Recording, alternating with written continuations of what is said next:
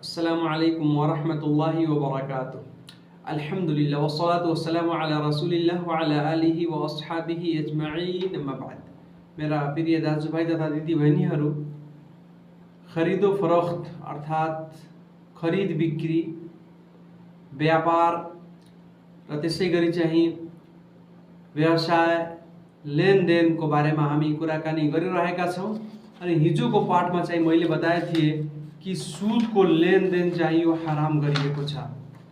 अल्लाह तालाले सुदको कारोबारलाई अर्थात् ब्याजको कारोबारलाई के गर्नुभएको छ? हराम गर्नुभएको छ। अनि कुरान र हदिसमा यसको के चाहिँ पाप र यसको कुन कुन चाहिँ सजाय बयान गरिएका छन्, यो सम्पूर्ण कुरा मैले बताएँ। आज म यो बताउने छु कि यो सुद ब्याज जुन हुन्छ यसलाई हराम गर्नुमा बुद्धिमत्ता के छ? किन अल्लाह तालाले सुद ब्याजलाई चाहिँ हराम गर्नुभएको छ र व्यापारलाई, व्यवसायलाई, खरिद बिक्रीलाई हलाल गर्नुभएको छ? यसमा सर्वप्रथम हामीले यो जान्नुपर्छ कि यो अल्लाहको आदेश हो, यो रसूल अकरम सल्लल्लाहु अलैहि वसल्लमको आदेश हो कि ब्याज खानु, ब्याजमा पैसा लिनु वा दिनुमा त कुनै चाहिँ कुनै बाध्यता, कुनै समस्या छैन। तर मनुष्यले ब्याज दिने गर्छन्। तर एउटा मान्छे छ, खाँचोमा छ, अप्ठ्यारोमा छ, दुखमा छ, त्यसलाई पैसाको आवश्यकता छ, कहीँ पनि त्यसलाई पैसा प्राप्त भइरहेको छैन भने अब त्यो बाध्य भएर ब्याङ्कबाट वा अरू मनुष्यहरूसित सापट्टि चाहिँ त्यो पैसा लिन्छ अनि त्यो ब्याज तिर्छ। हो कि यस्तो हुन्छ? जुन पैसा लिइरहेको छ व्यक्ति, मैले बताएको थिएँ हिजोको पाठमा कि बाध्यतामा यदि चाहिँ यस्तो बाध्यता भयो, यस्तो अप्ठ्यारो भयो भने त्यस अवस्थामा चाहिँ सुद लिनुको, सुदमा पैसा लिनुको आदेश के छ मैले बताएको थिएँ। तर हामीले यही बुझ्नुपर्छ कि अल्लाहको अपमान, अल्लाहको श्राप हुन्छ। अल्लाह तालाले त्यस व्यक्तिलाई तिरस्कृत र अपमानित गर्नुभएको छ, श्रापित गर्नुभएको छ जुन व्यक्तिले ब्याज खान्छ वा खिलाउँछ, ब्याज लिन्छ वा दिन्छ वा त्यसमा त्यो गवाह बन्छ, साक्षी बस्छ वा त्यसले लेख्नेवाला व्यक्ति छ त्यसमाथि पनि अल्लाहको लानत हुन्छ। मेरो भाइहरू, किन यस्तो छ? यसमा पहिलो कुरा किनभने ताकि मनुष्यहरूको माल, धन सम्पत्तिको राम्रो रक्षा होस् अनि त्यसलाई अवैध तरिकाले कुनै व्यक्तिले चाहिँ त्यसको प्रयोग नगर्न सकोस्। हो, बिना मेहनत, बिना परिश्रम तपाईले बसेर पैसा तपाईँसित ब्याजमा दिनुहुन्छ। एउटा गरिब व्यक्ति चाहिँ बाध्य भएर ब्याज लिन्छ तपाईसित अनि तपाईले त्यसको रगत चुस्नुहुन्छ। त्यो कहाँबाट? जुन त्यसले पैसा लिएको छ सापट्टि उधार, त्यो त दिने शक्ति छैन। कति परिश्रम गरेर पसिना बगाएर त्यो कमाएर मात्र त्यही चुक्ता गर्ने त्यो प्रयास गर्छ अनि महिनामा 5%, 10% को दरले ब्याज तपाईले कहाँबाट दिन्छ त्यो? त्यसैले यो राम्रो छैन।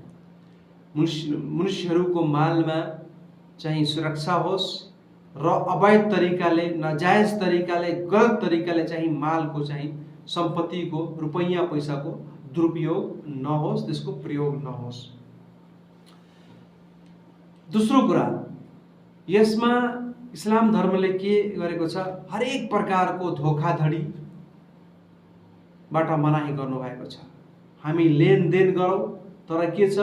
धोखाधडी नगरिकन, कुनै व्यक्तिलाई नझुक्क्याइकन राम्रोसित हामीले चाहिँ लेनदेन, व्यवहार, सम्बन्ध राख्नुपर्छ, खरिद बिक्री गर्नुपर्छ, सौदा गर्नुपर्छ। यदि यसमा केही धोखा भयो, कुनै अत्याचार भयो भने इस्लाम धर्मले यसबाट मनाही गर्दछ। भने यो सुद ब्याज अत्याचार नै हो। एउटा धनवान व्यक्तिले एउटा गरिब व्यक्तिमाथि अत्याचार गर्दछ। त्यसैले इस्लाम धर्मले यसबाट मनाही गरेको छ। त्यसै गरी यसबाट के हुन्छ? फेरि पछि लडाई झगडा हुन्छ। हो कि होइन? उपद्रव हुन्छ। उत्पात भइहाल्छ, रक्तपात भइहाल्छ। यहाँसम्म कि मैले यो पनि सुनेको छु कि एउटा व्यक्तिले सुदमा पैसा, ब्याजमा पैसा लियो 5 लाख, तिर्न सकेन। अब त्यो 5 थियो 15 भयो, 20 भयो, 20 लाख भइसक्यो, तिर्न सकेन। कहाँबाट तिर्छ? आत्महत्या गरिलियो। कुनै कुनै व्यक्ति आफ्नो घर सम्पत्ति, बस्ने घर बेचिदिन्छन् तापनि तिर्न सक्दैनन्। कति भइहाल्छ ब्याजको पैसा। त्यसैले यी सम्पूर्ण कुराबाट बाँच्नुको लागि, मनुष्यलाई हरेक अप्ठ्यारोबाट बाहिर निकाल्नुको लागि र धोखाधडी, अत्याचार, अन्यायबाट टाढा गर्नुको लागि इस्लाम धर्मले यो नियम लगाएको छ कि सुद ब्याज जायज छैन।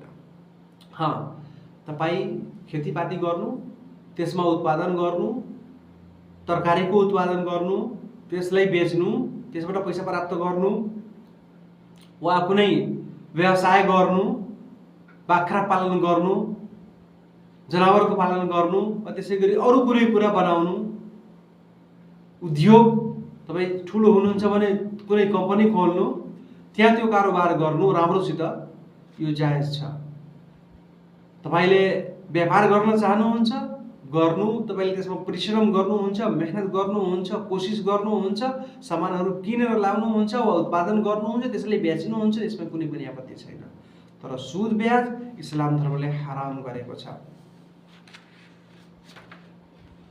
किनभने मेरो भाइहरू, यसबाट के हुन्छ कि मैले बताए कि मनुष्यहरू धेरै खाँचोमा हुन्छन् अनि पुरै समाजको व्यवस्था जुन हुन्छ बिग्रिहाल्छ, वातावरण प्रदूषित र खराब भइहाल्छ र लडाई झगडा मात्र हुन्छ।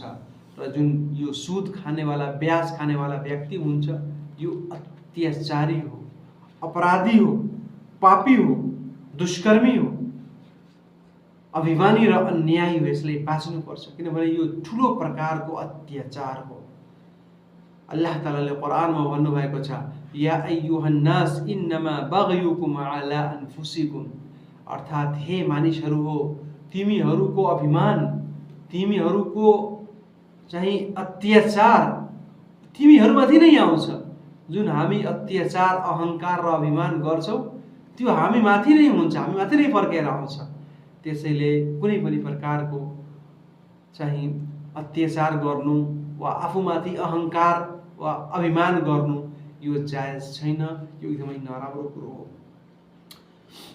मैले बताए कि एउटा व्यक्तिले चाहिँ कसरी अत्याचार गर्छ, एउटा व्यक्तिलाई सुद दिएर, ब्याज दिएर। रसूल अकरम सल्लल्लाहु अलैहि वसल्लमले भन्नुभएको छ, इत्तकुल फइन्न जुल्म जुलुमातुन यौमल क़ियामा, अर्थात जुल्मबाट बच्नु, अत्याचार गर्नु, अन्याय गर्नुबाट आफूलाई बचाउनु, किनभने परलोकको जीवनमा एउटा जुल्म, एउटा अत्याचार ठुलो, धेरै अत्याचार बनेर आउँछ, धेरै भयंकर हुन्छ, रायो जस्तो हुन्छ संसारमा, तर परलोकको जीवनमा त्यो पर्वत जस्तो भइहाल्छ, त्यो पाप, त्यो अत्याचार, त्यो गुनाह। त्यसैले हामीले आफूलाई यसबाट बचाउनु पर्छ। अनि दोस्रो कुरा, रसूल अकरम सल्लल्लाहु अलैहि वसल्लम जुन भन्नुभयो यो खास कुरो के भन्नुभयो, वत्तकुशुह, शुह अर्थात कंजूसी, आफूलाई कंजूसियाईबाट पनि बचाउनु, किनभने फइन्नहु अहलक मन कान क़ब्लकुम, तपाईभन्दा पहिलेका जुन व्यक्तिहरू थिए यो शुह अर्थात कंजूसियाईले, कंजूसीले तिनीहरूलाई बर्बाद गरिदियो, क्षतिग्रस्त गरिदियो। किन? यसले तिनीहरूलाई यस कुरामाथि प्रेरित गर्यो, तिनीहरूले एकअर्काको रक्तपात गरून्, हत्या गरून्, र जुन हराम कुरोहरू थियो त्यसलाई तिनीहरूले हलाल गरिलिए। यस्तै नै हुन्छ मेरो भाइहरू। मात्र कंजूसी वा लालच, जसले भनिन्छ लालच, एउटा लोभ, प्रलोभन, यसैमा फसेर आदमी आफ्नो जीवन, आफ्नो सांसारिक जीवन र परलोकको जीवन दुवैले बर्बाद गरिदिन्छ, हो कि होइन? धनवान व्यक्ति छ, कुनै पनि त्यसलाई कमी छैन, अब त्यसले एउटा गरिब व्यक्तिलाई ब्याजमा पैसा दिइरहेको छ। एउटा गरिब व्यक्ति दुखमा परेर पैसा तपाईसित मागिरहेको छ, उधार दिनु न, के फरक? सापट्टि दिनु, अलि सहयोग गर्नु, तपाईँले अरू दिनुहुन्छ, वृद्धि गर्नुहुन्छ, तर ब्याजमा दिनुहुन्छ, त्यो जायज छैन। यो तपाईँमाथि यो लोभ हुन्छ नि, ब्याजमा दिन्छु फेरि मलाई धेरै पैसा प्राप्त हुन्छ, यो लोभलाई बाहिर निकाल्नु, कन्जुसियाईबाट आफूलाई बचाउनु। किनभने यसबाट नराम्रो कुराको उत्पत्ति हुन्छ र हामी लोक र परलोक दुवै जीवनमा हामी चाहिँ बर्बाद भइहाल्छौँ। त्यसैले मेरो भाइहरू, एउटा कुरा अरू के छ, बुद्धिमत्ता सुद ब्याजलाई हराम गर्नुको एउटा व्यक्तिलाई, खास गरी धनवान व्यक्तिहरूलाई म यो विनम्र अनुरोध गर्न चाहन्छु। तपाईँ धनवान हुनुहुन्छ, पैसावाला हुनुहुन्छ, यदि तपाईँले एउटा व्यक्तिलाई सुदमा पैसा दिनुभयो, ब्याजमा पैसा दिनुभयो, फेरि तपाईँले त्यसले चुक्ता गर्यो, 1 लाख दिनुभयो, त्यसले 1,20,000 चुक्ता गर्यो ब्याज बाध्य भएर, त्यसले तपाईँको आदर र सम्मान त्यति गर्दैन।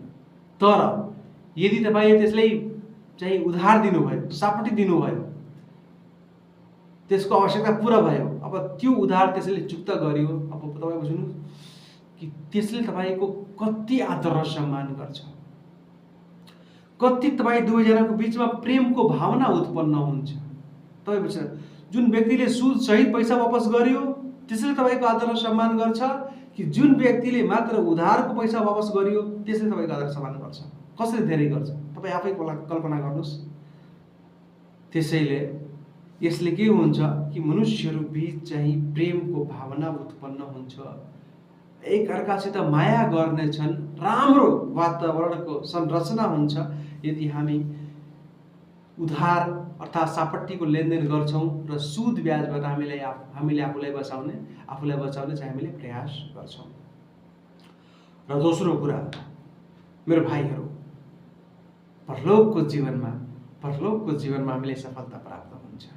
हो हजुर, संसारी जीवन त यस्तै भयो, तर अल्लाह ताला कति प्रसन्न हुनुहुन्छ, यसको फलस्वरूप हामीलाई स्वर्ग प्रदान गर्नुहुन्छ, अल्लाहको निकटता र प्रसन्नता प्राप्त हुन्छ हामीलाई यदि हामीले यो राम्रो कार्य गर्छौँ र नराम्रो कार्यलाई हामीले छाडिदिन्छौँ। त्यसैले अल्लाहको लागि, अल्लाहको खुसी र प्रसन्नता प्राप्तिको लागि हामीले यसलाई यो कार्य गर्नुपर्छ अनि सुद ब्याज जस्तो नराम्रो कार्यलाई हामीले छाड्नुपर्छ।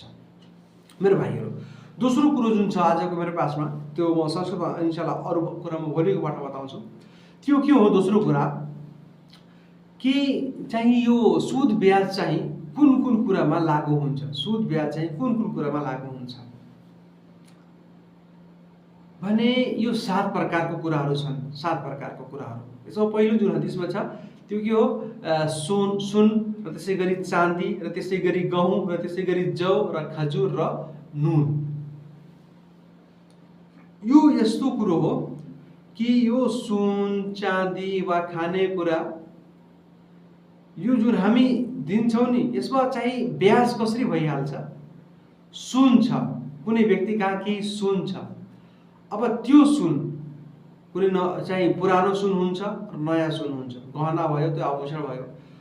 अब यो नयाँ सुनलाई पुरानो सुनको सट्टामा बेच्नु यो जायज छैन। अब नयाँ सुन 10 ग्राम छ, पुरानो सुन चाहिँ 15 ग्राम छ। अब कोही व्यक्तिले भन्यो यो यसको सट्टामा बेच्ने, अब भन्छन् कि पुरानो सुन चाहिँ यसमा अलि चाहिँ फोहोर पनि हुन्छ, त्यसलाई सफा गर्नुपर्छ, तर यो नयाँ सुनलाई पुरानो सुनको सट्टामा बेच्नु यो जायज छैन। तपाईले यदि खरिद बिक्री गर्नु छ भने त्यो पहिला पुरानो सुनलाई बेच्नु, फेरि त्यसबाट जुन त्यसको मूल्य प्राप्त हुन्छ त्यसबाट अब जति नयाँ सुन मिल्छ तपाईँ त्यसलाई चाहिँ किन्न सक्नुहुन्छ, तर बदलामा सट्टामा चाहिँ यो बेच्नु यो जायज छैन। र त्यसै गरी चाहिँ यो जे पनि कुरा भयो, गहुँ भयो वा अरू कुनै अनाज भयो, कुनै पनि उत्पादन भयो, त्यसलाई चाहिँ एकअर्काको सट्टामा बेच्नु जायज। अब नराम्रो गहुँ छ, अब राम्रो गहुँ छ, अब त्यसलाई नराम्रो गहुँ 20 किलो र राम्रो गहुँ 10 किलोको सट्टामा यस प्रकारले चाहिँ खरिद बिक्री गर्नु यो जायज छैन, इस्लाम धर्मले मनाही गरेको छ। तपाईले यदि तपाईँ कहाँ यो पुरानो गहुँ छ त्यसलाई बेच्नु, कति पैसा त्यसबाट प्राप्त भयो, अब त्यसबाट चाहिँ तपाईले त्यो नयाँ गहुँ किन्न सक्नुहुन्छ, यो सही कुरो हो। तर त्यसको सट्टामा बेच्नु, किनभने यसमा धोका हुन सक्छ हैन। त्यसैले चाहिँ यसबाट हामीले बाँच्ने आफूलाई प्रयास गर्नुपर्छ। त्यसै गरी मेरो भाइहरू, इन्शाल्लाह भोलिकोबाट बताउँछु म कुन कुरामा चाहिँ ब्याज लागू हुन्छ र कुन कुरामा चाहिँ ब्याज लागू हुँदैन इन्शाल्लाह त्यो सम्पूर्ण कुरा हामीले जान्नेछौँ। तर यो बुझौँ कि रुपैयाँ पैसा फाइदा उठाउनेवाला खाने पिउनेवाला जसलाई चाहिँ स्टोर गरेर राख्न हामी सक्छौँ राख्छौँ ती सम्पूर्ण कुरामा चाहिँ ब्याज लागु हुन्छ जब त्यसको चाहिँ दुरुपयोग हुन्छ, नराम्रो उपयोग हुन्छ। कि राम्रो छ, यो राम्रो क्वालिटीको छ, यो नराम्रो क्वालिटीको छ, यसले यसबाट मिलाउनु, यो 10 किलो यो 20 किलो दुवैको खरिद बिक्री गर्नु वा उधार लगाएर गर्नु वा यस्तो गर्नु कि तपाईँले म 10 किलो गहुँ दिइरहेको छु, तपाईँले फिर्ता गर्नुहुन्छ, तपाईँले 12 किलो दिनुपर्छ, 15 किलो दिनुपर्छ, वृद्धि गरेर दिनुपर्छ, यो सम्पूर्ण कुरा ब्याजमा आउँछ। यसबाट हामीले आफूलाई बाँच्ने प्रयास गर्नुपर्छ र शुद्ध माल, पवित्र सम्पत्ति, पवित्र भोजन हामीले खाने प्रयास गर्नुपर्छ। इन्शाल्लाह अरू बाँकी कुरा हामी भोलिको पाठमा गर्नेछौँ। अल्लाह तालाले हामी हरेकजनालाई यो नराम्रो कार्यबाट सुद ब्याजबाट पनि टाढा राखुन् र पवित्र वस्तु खाने हामीले तौफिक प्रदान गरून्। आमीन। अस्सलामु अलैकुम वरहमतुल्लाहि वबरकातुहू।